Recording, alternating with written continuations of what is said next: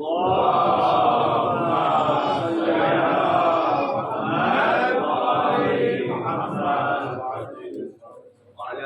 آله الطيبين الطاهرين المظلومين المعصومين واللعنة الدائمة على أعدائهم من الأولين والآخرين صلى الله عليك يا مولاي وابن مولاي يا أبا عبد الله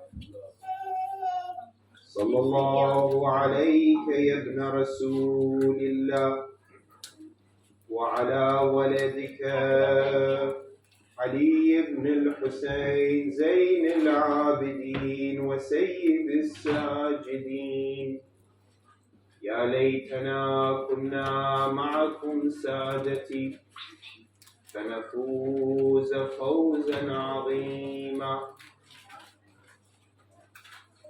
قال الله تعالى في كتابه الكريم بسم الله الرحمن الرحيم يا أيها الذين آمنوا اصبروا وصابروا ورابطوا واتقوا الله لعلكم تفلحون.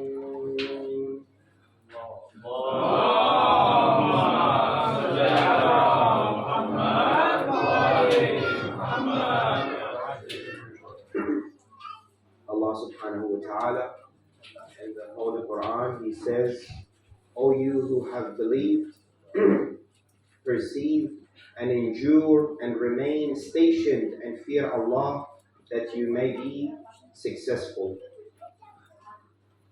If I was to ask all of you sitting here, commemorating and remembering the greatest tragedy that occurred on this earth, and I believe the mourners of Hussein Salamullahi alayhi are the best of people. If this earth was to bear witness who is the best one who walks on this earth, it would say they are the mourners and the followers and the Shia of Sayyid Shukran. And I'm humbled to be speaking to you. I feel like I am here to learn from each and every one of you. However, today's lecture is a thought-provoking lecture. It's a lecture that I want to ask some questions from each and every one of you, and I want us together as a community, as a group of mu'mineen, mu'minat, Shia of Ahlul Bayt alayhim salam, to have a think about these answers and have a think about if there is a problem, how can we go about solving it? First of all, let's ask the question. If I was to ask you, is this earth at the moment on this world that we are living in, are we facing a war? Is there a war that we are going through? Some of you might say, no, we are living in peace and we go to work every day peacefully, we send our kids to school peacefully, we come home, we don't have any war. Maybe in Russia and Ukraine there is a little bit of war there, but not where we are. However, when we come and have a look at what's being written about the state of this earth that we are living in, a very interesting article written on the 21st of March 2023, so only 4 or 5 months ago, by a man, a very famous journalist by the name of Jorgen Molla. He writes an article that's widely spread, you can find it on the internet, Jorgen Molla. The title of this article is "The World Faces a World War Over Values." So, what does Jorgen Moller say? He says that even though it seems like we are in the state of peace, we are living in the state of peace and tranquility, however, the earth at the moment there is an active war, but not a war of weapons, not a war of armies, not a war of bombs that we traditionally think of. It is a war of values. Which values? First and foremost, family values, human values. And he says, Jorgen Moller, he says, this war is probably one of the biggest wars the earth has ever seen. He says it is a fearless war. It is being fought extremely by both sides. And he says that each side is putting all their resources, all their money, all their efforts in this war. And he says there is no end to this war because none of the sides have asked for a ceasefire. No one is planning to stop. The target of this war is human values. The core definition, the main principles of us as human beings. What is a family?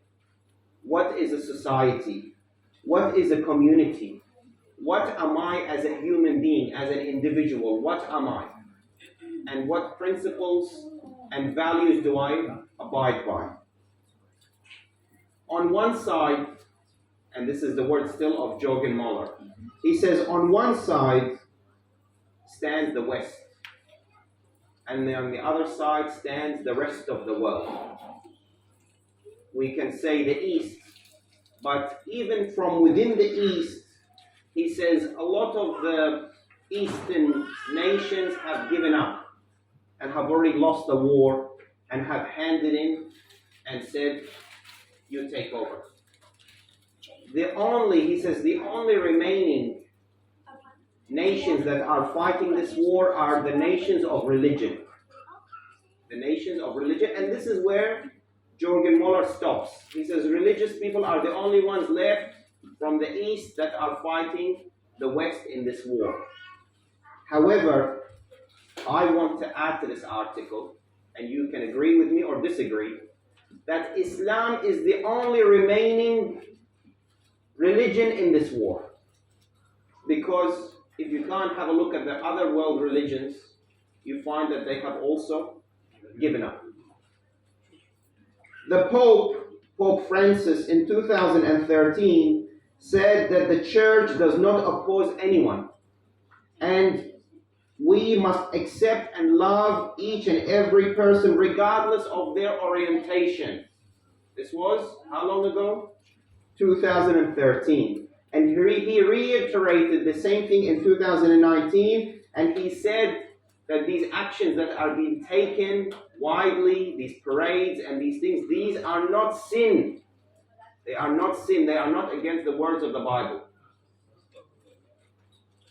The Jewish community, even earlier than that, in the late 1990s and in the early 2000s, they began to reform their laws. And they began to do what the Jewish in their history is always known to do. They say, keep God in the synagogue, and outside of the synagogue, do whatever you like. Separation of religion and life. And therefore, we find that Islam remains to be the only one on this battlefield. And the only religion that is fighting this war of values. And history will show you, and I stand by my word, I say this today, history will show you that mankind declined in its values, turning humans into wild animals and beasts, and the only one that upheld these values of humanity is the religion of Islam. And I'm not claiming to be some fortune teller or someone that can tell the future. I am basing this on the Holy Quran. The Holy Quran says that history repeats itself. Every nation comes, and the other nation comes, and then another nation comes, but history always repeats itself. How does history repeat itself? Have a look at the man of the hour that we are commemorating. Muawiyah ibn Abi Sufyan, before he died, he said to his son Yazid, he said, look, I am going to hand you the Khilafah. I'm going to make you the Khalifa after me. But remember, there are going to be 3 obstacles in your way before you can have control over the entire world, over the entire Muslim world. He said there are 3 personalities you need to break. Once you break them, then you have complete control. The first one is Abdullah ibn Umar, the son of the second Caliph. The second one is Abdullah ibn Zubayr, the son of Zubayr ibn al-Awwam. And the third one is Sayyid al-Shuhada, salawatullah.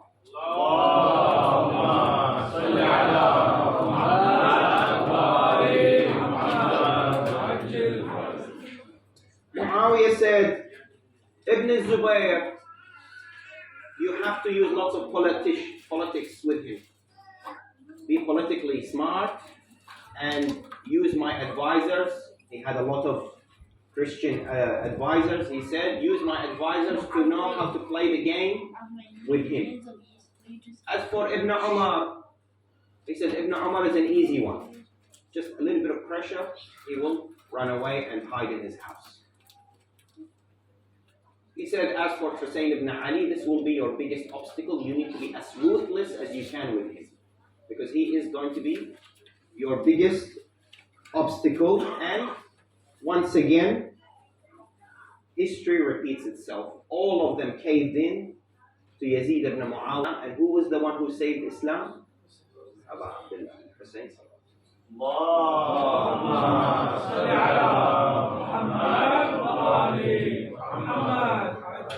Therefore, we know that humanity, their values and their principles are being dissolved, and Islam is now the last defending soldier in this battle. And this has been predicted from a long time ago. In the early 90s, in 1992, there was a theory that was written about, widely called the clashes of civilizations. And the clash of civilizations said that civilizations will clash not in war, not with guns, but over culture. Which culture will remain and which culture will dissolve. Back then it didn't use the word values, it talked about culture. And said that this is a prediction from 1992 about the clash of civilizations. And they said all cultures will dissolve except one remaining culture. And in some predictions of this clash of civilizations, you can search it on the internet, they said Islam will be the civilization that will remain steadfast by its values. This war that we are talking about, if it's true, what are the tactics? How is it being fought? As we said, it's not on using weapons. So what is it using?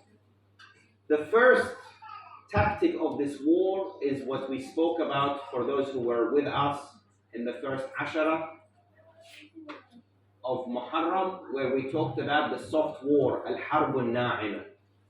We said that this soft war doesn't use force and doesn't use clarity. What it does, it uses an indirect way of alluring and attracting people to make them dissolve their values, dissolve their cultures, and follow their values and cultures. It's not, no one is going to come online and say, my name is Cohen and I won't ask you to leave Islam. Okay? It's not that obvious. What they will do is they will make a good Hollywood movie, a really good Hollywood movie, so well made that they spend millions. Remember what I said? I said this war, they put all their resources in it. More money spent on this war than the wars before.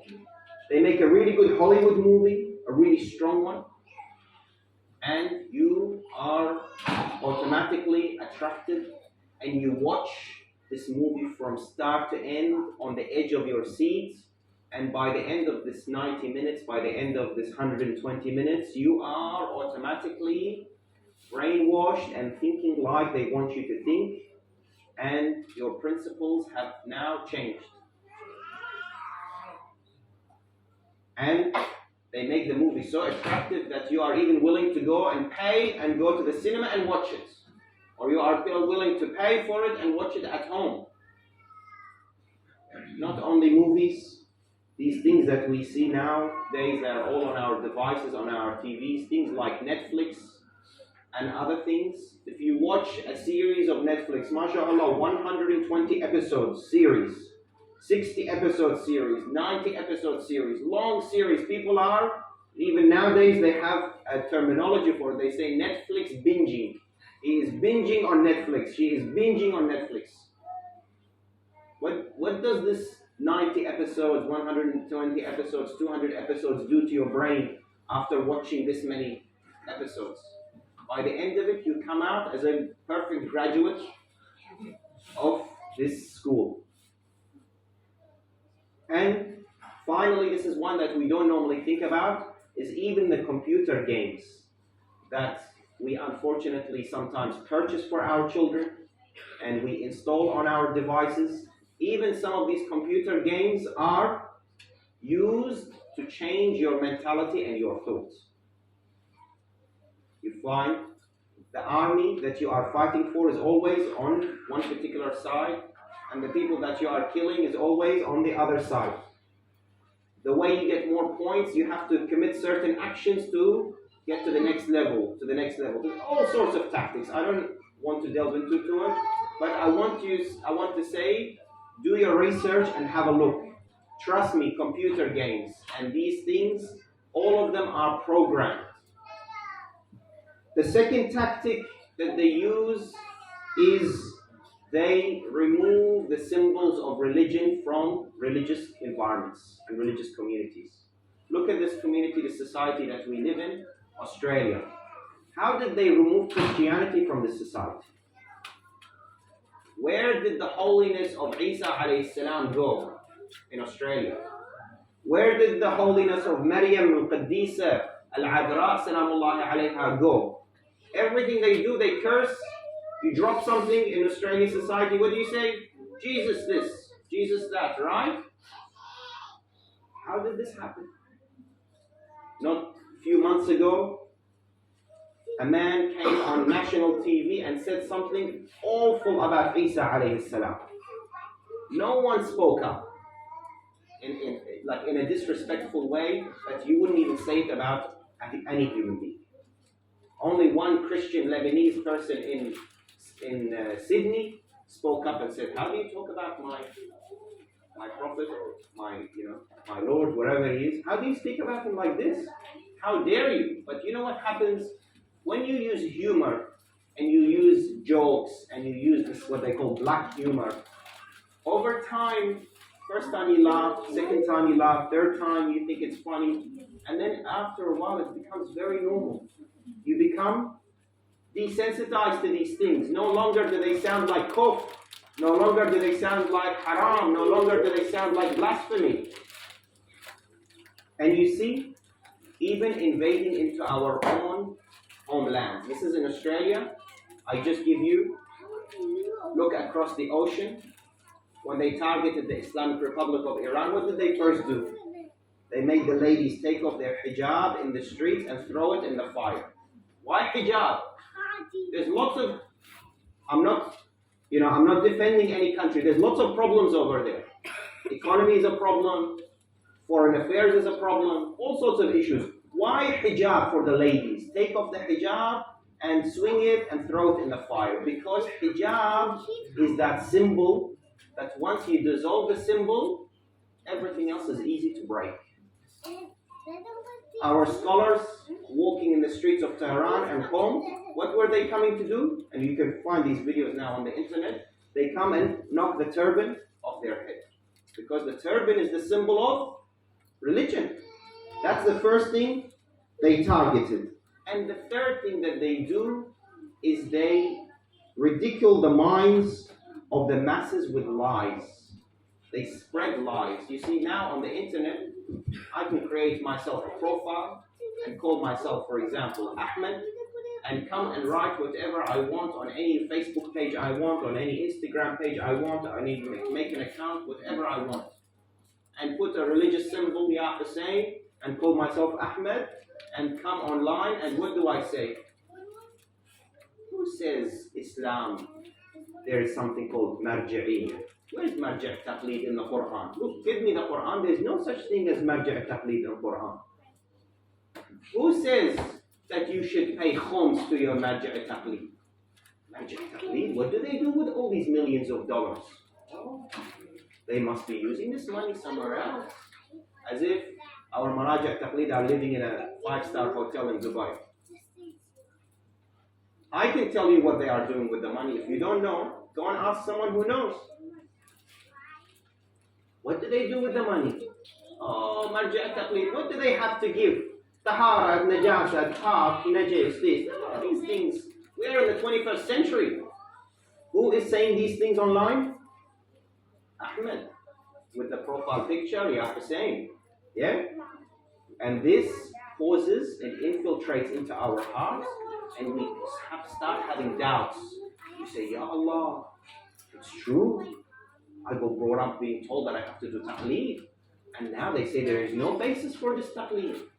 And the doubts start building up on side until eventually drop taqleed. The next thing you drop after taqleed is namaz. Drop namaz. The next thing you drop is fasting. Drop fasting. Everything else goes after that. One thing leads to the other. And the third tactic they use is playing with names and labels. You see, instead of saying to a boy or a girl, be disobedient to your parents. You see, if you use this terminology, disobedient to your parents, it sounds bad. It's got a very negative connotation. What do they say instead of saying disobey your parents? They say you are an individual. You have the freedom to choose what you want to do with yourself. This is the nice way of saying it. Yeah? They come to a lady, they don't say to her, for example, that your pride is in your knowledge, your pride is in your value, in your occupation, in the fact that you look after the children, you are bringing up the next generation. They say to her, you are a free woman. Liberalism came to take you out of being slave and give you the freedom to do whatever you like. This is the changing of labels. Someone comes and has the audacity to burn the Holy Quran. What do they call it? Freedom of speech. Freedom. I get to... While when we look at it realistically, this is not freedom of speech. This is hate speech. If I was to come out now and speak about a particular figure or a particular nation or a particular ethnicity, what am I called? A racist? Yeah? So why is it that if I speak, I'm a racist, but if you speak, it's freedom of speech? The same country that allowed the burning of the Quran, go and check their laws. The laws of that country, they say that if you were to cast any doubt over the Holocaust, the punishment for saying anything is 1 year in prison. This is freedom of speech. This is a country that claims that you have freedom of speech. You can burn the Quran if you want, but don't say anything about the Holocaust. You're not even allowed to doubt an event in history. It's not freedom of speech. So we have to be very clever that we change the labels. We label these things correctly. When they come with the word of liberalism, freedom, attractive titles, things that sound really good. You are an individual, your body, your choice. These things all sound to our youth very good. But behind them, there is a hidden secret. There is a hidden message. There is an agenda. And our leaders in Islam, they are well aware of this. This is something that I am not coming here to tell you about, that is something groundbreaking that no one knows about. Our leaders are very much aware of it. One of the prominent teachers in the city of Najaf, he says that recently he went to visit our marja, Ayatollah al-Udma Sayyid Ali al-Hussein al-Sistani Damavullah, and he said to him, "O Sayyid, you must be very proud that you beat Daesh, you beat ISIS, and you won the war. You must be very proud." You know what Ayatollah Sistani said to him? He said to him, there is a greater danger on Islam and Tashayyu' than Daesh. And he said, I lose sleep every night over the youth.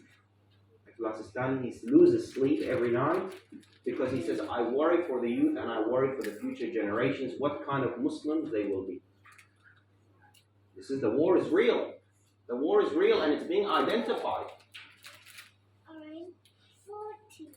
Another great marja, our supreme leader, Ayatollah al-Udma, Sayyid Ali al-Khamenei, Idamullah Dhillah, he says in a very prominent declaration that he made.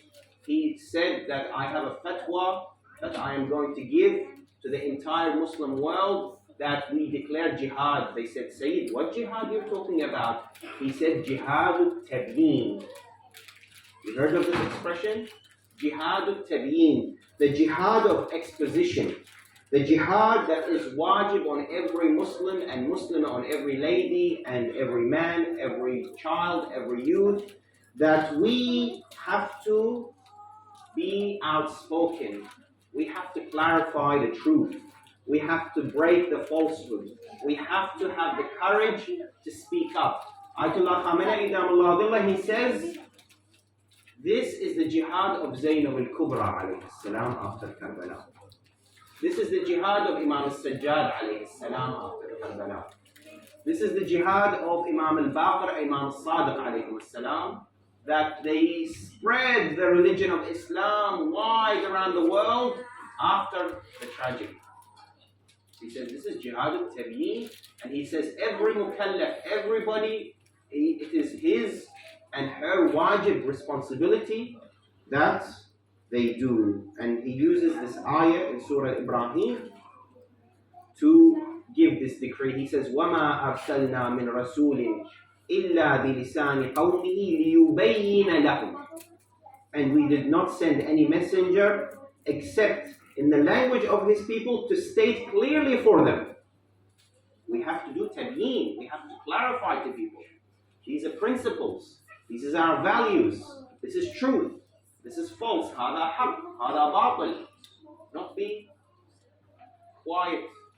And therefore, I want to delve into the next part of our program, and that is, how do we face this war? Do we have any chance of success? Because some of you might say that, we are a minority. One of the kids yesterday at the Saturday school, he said, why we Shia are minority? Why we not majority? I said, don't worry. It's not in the numbers. كم من فئة قليلة. Quran says how much small group of people defeated a big group of people. Don't worry about the numbers. Yes, we are a minority. We're not going to deny that. But we are strong even though we are the minority.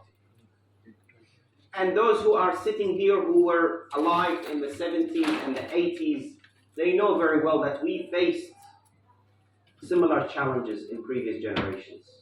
Our Islamic countries were swept with Marxism, with communism, with atheism, right? Samahat al-Sheikh will remember in Afghanistan when it invaded, in Iraq, when these things entered Iraq. Now where is Marxism going? Where is communism going? Where is atheism going? Gone. Now these countries are the beacon of wilayah for Ahlul Bayt alayhi salam. So we have to be wise in our approach. Before we delve into how do we fight this war and how do we defend, we have to be wise in our approach. I give you an example in history of two groups of mu'mineen, two groups of Shia that had very good intentions for defending and fighting for their imam. The first group is At-Tawabin, and the second group is the Shia that took side with Al-Mukhtar Al-Thaqafi. They both are praised by the imams, and they are both accepted and thanked and gratituded by the imams alayhim salam. However, you see that they both achieve different outcomes. At-Tawabin, they were very emotional. They said, look, we were in prison, we didn't fight for Sayyid Shuhada alayhi salam.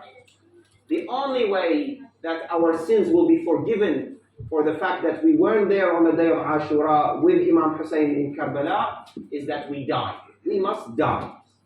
We need to be martyred and killed so that Allah will forgive us for this. So, in the masses, under the leadership of Sulaiman ibn Surad al-Khuza'i, they packed their things and they went to Karbala, visited Sayyid Shuhada alayhi salam, and then they went into the open space, and Ibn Marjana came and crushed them. Absolutely crushed them. In one afternoon, he killed them all. And this was called At-Tawabi. However, Al-Mukhtar, not that I'm here to say everything he did was correct, but he was a tactful man. He thought, he was planning, he was plotting. He said, no, this is not a good time. This is a good time. We need to prepare maybe more Shia in Kufa. I need to prepare more Shia in Medina. I need to leverage on the fact that Banu Umayyah are occupied with what's happening in Mecca. And he took control over Kufa, and he achieved much bigger and much better outcomes than at Tawabin by taking revenge and by killing the killers of Sayyid Shuhada. This is just an example of how important it is to plan and prepare. First of all, education, education, education. Brothers and sisters, especially the ladies, inshallah, they can hear me on the ladies' side. This is not a war of weapons and destruction. This is a war of values and principles. The only way we can counteract this war is by being educated, by being aware, and by being able to have the knowledge to defend ourselves. And the way we start education is with our young ones. Upon reflection, and I'm reflecting myself, I'm talking to myself as a speaker, as somebody who has been working in the community for the last few years. How many programs did I hold and prepare and speak to that were for the adults? And how many programs did I speak to and prepare for the youth and the kids? I'm the number one culprit. We have majalis tailored for adults. We have majalis tailored for women. We have majalis tailored for someone who is maybe 25, 22, 20 years old and above. We don't have anything tailored for the teens, and we don't have anything tailored for the youth. And they are the ones that are at risk. You and I, in our 30s and 40s and 50s, we're no longer at risk. We have already bypassed this. It is my kids and my kids' kids. They're the ones that are going to be at risk.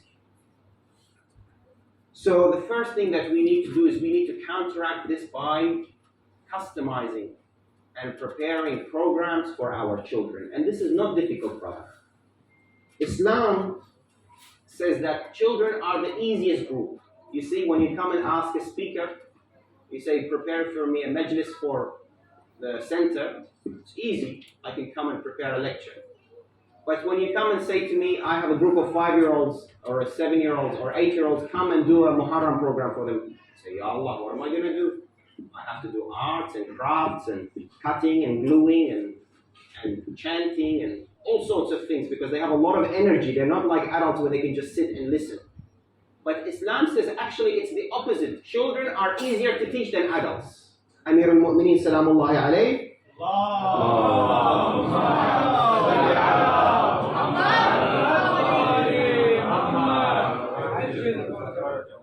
He says, إنما قلب الحدث كالأرض الخالية ما ألقي فيها من شيء إلا قبلته.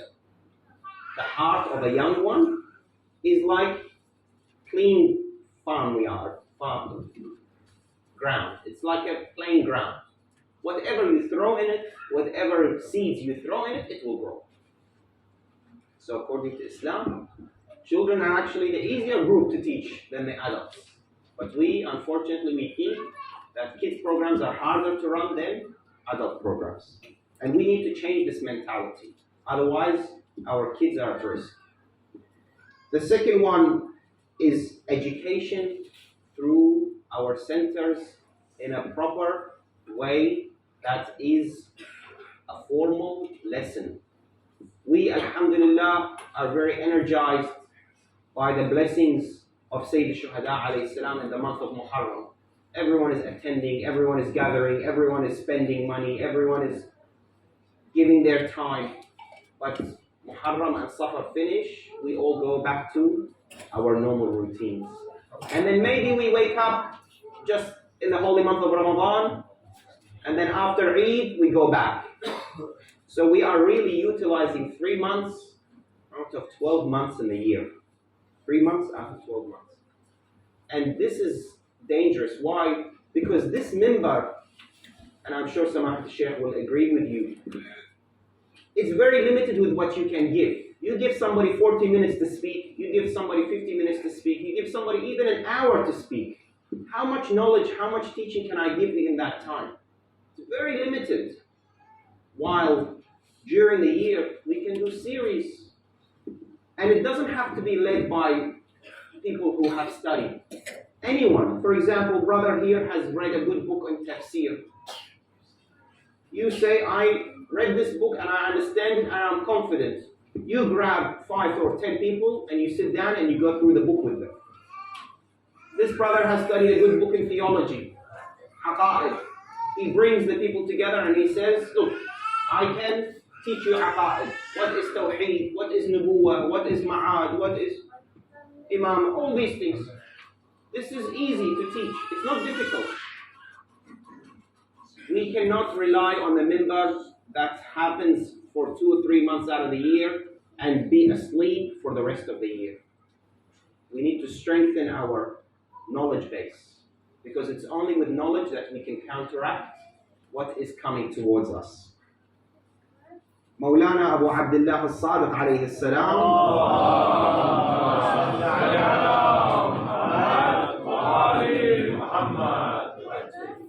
He says, إذا أراد الله بعبد خيرا فقهه في الدين.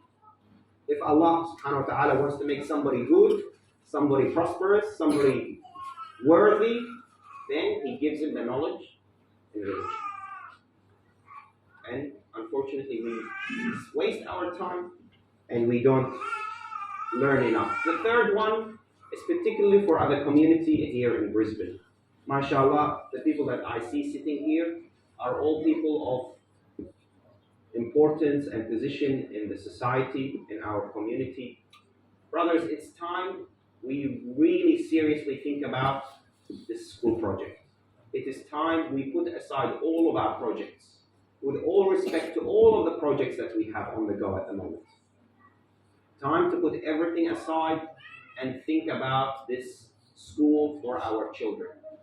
Because, as I said, our children are at risk. And we are surrounded and we have no option.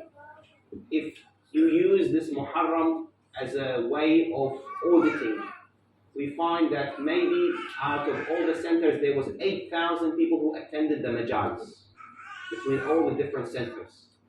Out of these 8,000, if you say that maybe out of them is 2,000 to 3,000 were children, you have enough population in Brisbane to build 2 schools, not only one. You have enough children that you can build 2 schools, a primary school and a high school, or 2 primary schools and 2 high schools. But we unfortunately are letting time slip by. Anybody who has any ability, any capacity, it's time that we say, evaluate any project that you are working on at the moment and say to yourself, is this project more important, or is establishing a school for Shia, for Mu'mineen, for Mu'minat, and the kids of the future Shia generation in Brisbane more important? Ask yourself that question, and trust me, whatever you are working on, you will realize that the school project is more important. Finally, I want to talk about the importance of creating the right home environment for our kids. You see, we said that outside environment, even on the devices, we are being invaded. However, our children, as long as they have comfort at home, as long as they have trust at home, as long as they find connection with you as mom or as dad, they will always come back to you. And we find this, that children will remain connected to the values of their parents as long as they are still emotionally attached to their parents. And we need to make our homes for our own kids fun, engaging, happy, healthy environments. And I ask for the sisters, mashallah, a lot of them are very much educated in the field of parenting, A lot of them are educated in the field of education. They would be great to run some workshops for the rest of the parents. I'm no parenting expert. I'm no parenting advisor. But there will be people in our community that can run these workshops for the parents. How to make your home environment a happy environment. How to make your home environment a healthy environment. So that your children, doesn't matter what they see outside, doesn't matter what they get exposed to, they will always come back home and say, Mom, Dad, what do I do? What should I do here? I saw this. Is this right? Is this wrong? Because they will find comfort in you. Rasulullah sallallahu alayhi wa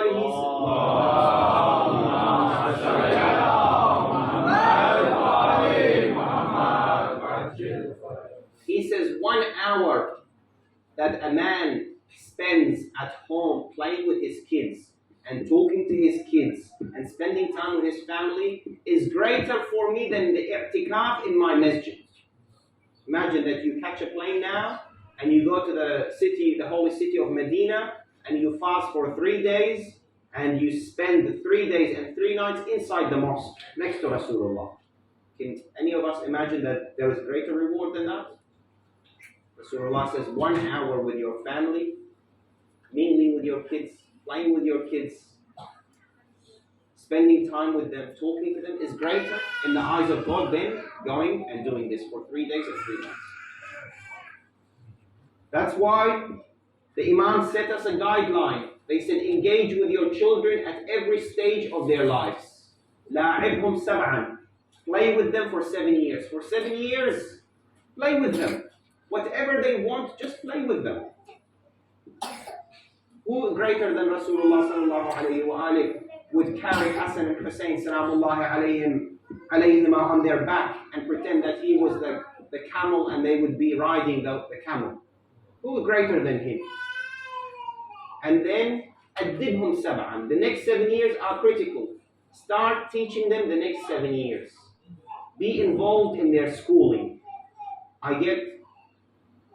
I always get amazed that some parents, they don't know what their children are learning at school. They don't even know the name of their teacher at school.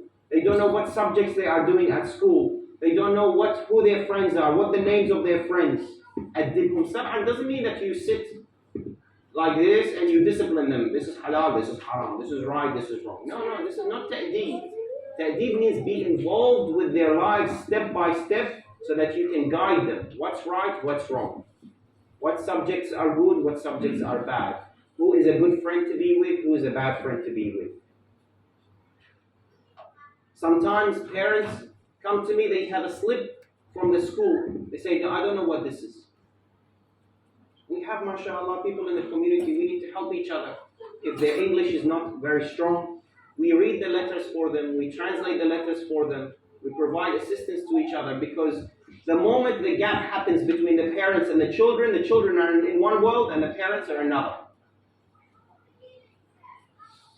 And then he says, play with them for 7, discipline them with 7, and then be friends with them for 7. When they get to teenagers, now they are friends. You and I are friends.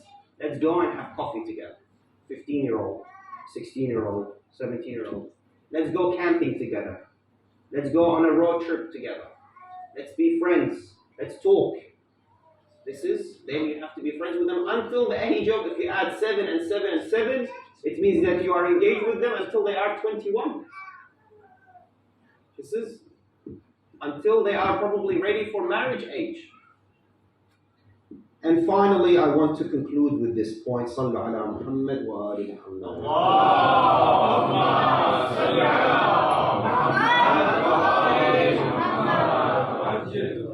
We as a Shia community, we need to work together. Allah subhanahu wa ta'ala says, Bismillah ar-Rahman ar-Rahim, wal-'asr, inna al-insana lafi khusr. I swear by the time. Mankind is in constant loss. Every minute of our lives that passes, we are in loss. This minute that I just lost now will never come back to me. إِلَّا الَّذِينَ, except for those آمَنُوا, except for those that spend their time آمَنُوا in belief, وَعَمِلُوا الصَّالِحَاتِ, do good deeds, وَتَوَاصَوْا بِالْحَقِّ وَتَوَاصَوْا بِالصَّبْرِ. They work together in haqq and sabr. They assist each other. Maybe one day I feel like I'm losing hope, I'm losing strength, I'm losing patience. You come to me, you say, brother, it's okay. Today is a bad day, today is a tough day, tomorrow will be a better day. Don't lose hope, keep trying. This is tawasaw bil haqq wa tawasaw bil sabr. We assist each other. I get very upset. I get very upset when people call me and they say, oh doctor, we want you to come and recite for this community, and they label it by the ethnicity. I say, brother, this community is Shia of Ali ibn Abi Talib alayhi salam. They say, yes. Alhamdulillah, that's it. Why do we have to be divided? Imam Ali alayhi salam says, Muawiyah's army are united over their batil and we are divided over our haqq. Why do we need to do these divisions? And mashallah, now the divisions are increasing even within the same community. Within the Iraqi community now we have 3 factions. Within the Afghan community we have 4 factions. Within the Urdu community we have 5 factions. What is this? We want our Imam al-Hujjah Ajjalallahu Farajah Sharif to come back to us and look at us as one community? What is it? If he was to come tomorrow and look at us, what is he going to say? I am the Imam of this community or I am the Imam of that community? Who is he the Imam of? We have to be united. And in unity we get strength. In unity we have tawakkul ala Allah subhanahu wa ta'ala. And in unity we put our trust and faith in Allah subhanahu wa ta'ala. Don't use this lecture as a means of fear or that we are in danger or we are going to become extinct. Some people these days, they say, we're going to migrate. We're going to pack our bags and go back home. This is not a solution. You can't go. Where are you going to go? Are you going to go and what about the iPhone? Are you going to take that with you? Because the same thing is on your phone. The same reception that you have here is the same one that you have in Pakistan, the same one that you have in Afghanistan, the same one you have in Iraq. It's the same content. Going home is not going to solve anyone's problem. So you have to change the home environment and you have to change the community environment and create that environment of protection and put your trust in Allah subhanahu wa ta'ala. And this is why we follow Sayyid Shuhada alayhi salam. Because he is the symbol of strength and the symbol of tawakkul ala Allah subhanahu wa ta'ala. Anyone in history you see had more trust in Allah subhanahu wa ta'ala. Take أول ما نزل بي أنه بعين الله. It is ease what I see that it is in the eyes of God. Because they had so much trust in Allah subhanahu wa ta'ala that nothing worried them. Imam Sajjad, the Imam that today we commemorating his martyrdom, someone came to him years after Karbala. They said to him, Ya ibn Rasulullah, who won the battle? Did you win? Did your family win or did Yazid win? He said to him, wait, sit next to me and wait. You will hear the answer in a few minutes. Then when the Mu'adhin said, Allahu Akbar, Allahu Akbar, he said, do you hear that adhan? He said, because of this adhan, you know that we won. Because of this adhan, you know that we won. And that's why on these days, our Imam al-Sajjad alayhi salam, he is in the city of Kufa. He enters the courtyard of Al-La'in ibn Marjana. Ibn Marjana sees this young man with so much strength and so much dignity standing in front of him. He says to him, who is that young man? They said to him, Hada Ali ibn al-Husayn. He said, didn't Allah already kill Ali ibn al-Husayn? Imam al-Sajjad alayhi salam said to him, La, qad kana li akhun ismuhu Ali. I had a brother older than me. His name was also Ali.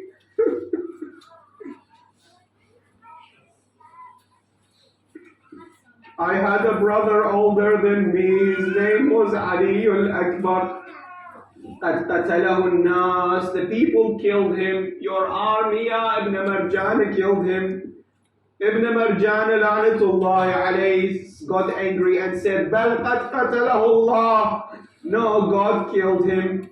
Imam al-Sajjad alayhi salam once again went back and said, Allah subhanahu wa ta'ala yatawaffa al-anfus. Allah collects the souls, but the people are the ones who killed my brother. Then Ibn Marjan la'natullahi alayhi said to him, Ya Hada, do you have the audacity to answer me? Give me my sword, I'm going to kill you now. Ibn Marjan crossed over and got close to Imam al-Sajjad alayhi salam to hit him with the sword. Zainab al-Kubra salamullahi alayha threw herself on her nephew. She said to him, Ibn Marjan, isn't it enough how much blood you have spilled from our family? Haven't you done enough, Ibn Marjan? Listen to this, Ya Zainab. He said, Ibn Marjan, she said to him, Ibn Marjan, if you are going to kill him, then kill me first.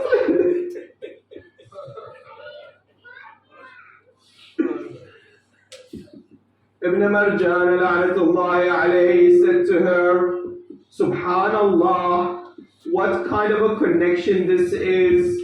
He did not understand that this was the Imam of her time and that she was willing to sacrifice her life for her Imam. Then Ibn Marjan packed everything and he sent them on camels from Kufa all the way to Sham. When Imam al-Sajjad alayhi salam remembers these events, he cries and he weeps for 35 years. They say to him, Ibn Rasulullah, stop crying. Your father Hussein alayhi salam died as a martyr and you are proud of your martyrdom. He said to them, I am not crying for my father and his martyrdom because I know that he is Sayyid Shababi Ahl Jannah. He is the chief of the youth of paradise. But I ask you, Ya Ibn Hamza, Ya Abu Hamza, did you see what we saw in Sham? Ash-Sham, Ash-Sham, Ash-Sham. Abu Hamza al-Thamani says to him, Ya Ibn Rasulullah, tell me, what did you see in Sham?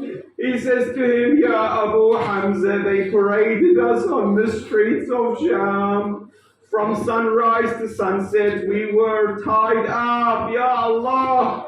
He says our hands and our legs were tied together and our necks were tied together and they paraded us in the streets and the people of Sham were dancing and chanting around us. Ya Allah, listen to this musibah. He says that, Ya Abu Hamza, the people were throwing sticks and rocks at us.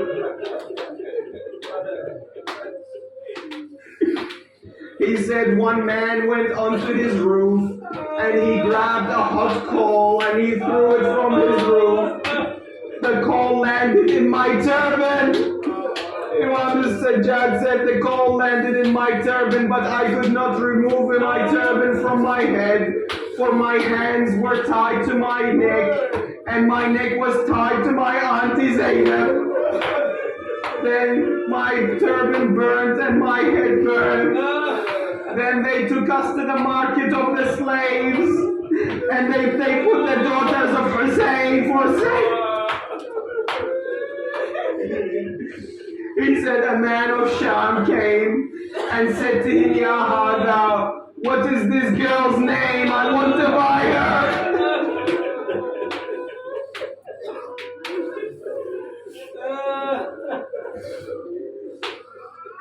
Fatima bint al-Hussein alayhi salam turned around to her Amma Zainab. She said, Amma Zainab, we are the children of the Prophet. They want to sell us. Zainab alayhi salam said to the man, go away. Don't you know who we are the progeny of? We are from Medina. We are the children of Muhammad and Ali. We are the children of Fatima and Khadija. ألا لعنة الله على القوم الظالمين. وسيعلم الذين ظلموا آل محمد أي منقلب ينقلبون والعاقبة للمتقين يا الله. بسم الله الرحمن الرحيم. أما يجيب المضطر إذا دعاه ويكشف السوء. أما يجيب المضطر إذا دعاه ويكشف السوء. أما يجيب المضطر إذا دعاه ويكشف السوء. أما يجيب المضطر إذا دعاه ويكشف السوء. أما يجيب المضطر إذا دعاه ويكشف السوء. Oh Allah, we ask you in the name of the one who was sick on the land of Karbala, Ali ibn al-Hussein, Zayn al-Abidin, wa Sayyid al-Sajidin, our fifth Imam, Shafi wa Afi, Jami' al-Marda, Ya Allah. Lots of people have asked me for the healing. We ask Allah to heal the sick. Allahumma shafi wa afi jami' al-marda ya Allah. بحق الحسين الوجيه وجده وأبيه وأمه وأخيه والتسعة المعصومين من ذريته وبنيه. عجل لوليك الفرج واجعلنا من أنصاره وأعوانه والمستشهدين بين يديه. Ya Allah, protect us and guide us and keep us steadfast on the wilayah of Amir al-Mu'mineen. Oh Allah, protect our future progeny and those progenies that come after us and make them amongst the followers of Sayyid al-Shuhada alayhi salam. اللهم ارزقنا زيارة الحسين. اللهم ارزقنا شفاعة الحسين. اللهم احشرنا مع أنصار الحسين. اللهم اغفر ذنوبنا. اللهم استر عيوبنا. اللهم تقبل أعمالنا واجعله خالصا لوجهك الكريم. May Allah subhanahu wa ta'ala accept the a'mal of those who held this majlis and those who attended this majlis, and for their family members who have passed, and for the family members of those who have passed from anyone who is sitting in this majlis, the marhum that passed recently. وإلى أرواح المؤمنين والمؤمنات ومن مات على ولاية أمير المؤمنين. رحم الله من قرأ الفاتحة مع الصلوات.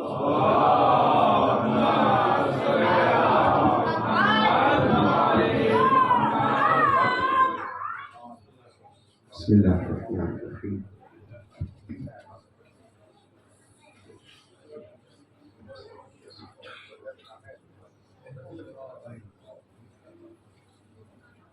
مأتم حسين يا حسين يا حسين يا حسين يا حسين يا حسين.